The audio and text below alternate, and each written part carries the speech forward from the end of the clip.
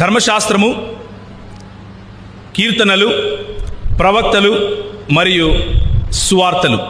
ఈ 4 మనకు చాలు. ఈ 4 తప్ప వేరొక దైవ గ్రంథం ఉంది అని క్రైస్తవులకు చెప్పవలసిన అవసరం లేదు.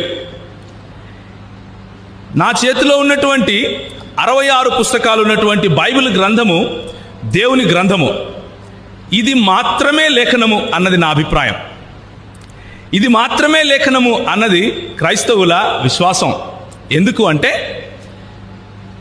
యేసు ప్రభువు వారి మరణ పునరుత్థానాల తరువాత వారిని వెంబడించినటువంటి అపోస్తలులు, హవారీన్ అని పిలిచారు ఖురాన్ గ్రంథంలో వారిని.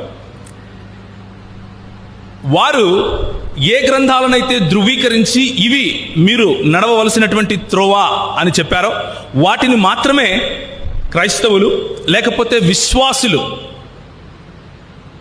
యేసు ప్రభువు యొక్క మరణ పునరుత్థానాలను విశ్వసించి ఆయన తిరిగి ఖయామత్ కే దిన్ అంటే మమ్మల్ని తీర్పు తీర్చడానికి రాబోతున్నాడు, ఆ దినమున నన్ను లేపి అడిగినప్పుడు యేసు ప్రభువుకు నేను సమాధానం చెప్పాలి, కాబట్టి ఆయన నా చేతికి ఇచ్చినటువంటి గ్రంథాన్ని నేను పట్టుకుంటే చాలు అన్నటువంటి విశ్వాసంతో క్రైస్తవులు ముందుకెళ్తున్నారు. అయితే యేసు ప్రభువు యొక్క మరణ పునరుత్థానాల గురించి నేను మూడే విషయాలు నేను మీకు చెప్పి ముగిస్తాను.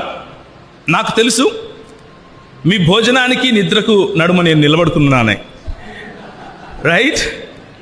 I'm very well aware that I'm between your food and sleep, so I will not take too much of your time. మీ సమయాన్ని ఎక్కువగా తీసుకోను. అయితే క్రైస్తవ దృక్పథాన్ని, క్రైస్తవుల ఆలోచన వైఖరిని అర్థం చేసుకోవటానికి మన ముస్లిం సహోదరులు కూడా ఎంతగానో ఆశ చూపించి వచ్చారు. కాబట్టి ప్రభు పేరట మీ అందరికీ కూడా అస్సలాము అలైకుం వరహమతుల్ మసీహి వబరకాతు. యేసు ప్రభు యొక్క కారుణ్యము, కృపా కటాక్షములు మీ పైన ఉండునుగాక అని నేను యేసు ప్రభువుకు ప్రార్థన చేస్తున్నాను. మీకు ఆయన ఇచ్చే శాంతి, సలాం మీకు లభించునుగాక అని నేను ప్రార్థన చేస్తున్నాను. ఎందుకు అంటే యేసు ప్రభు వారు మరణం నుంచి పునరుత్థానుడైన తర్వాత ఒక మాట అన్నారు, షలామెలెక్ అన్నారు. అది హెబ్రీ పదం, లేకపోతే అరమాయిక్ పదం. అదే మాటను తరువాత 600 సంవత్సరాల తర్వాత వచ్చినటువంటి ఇస్లామీ సముదాయం తీసుకుని అస్సలాము అలైకుం అని చెప్పారు. దానికి అర్థం కూడా సమాధానము మీకు చెందునుగాక. యేసు ప్రభు వారు మాత్రమే ఆ మాట నిజంగా పలుకగలరు.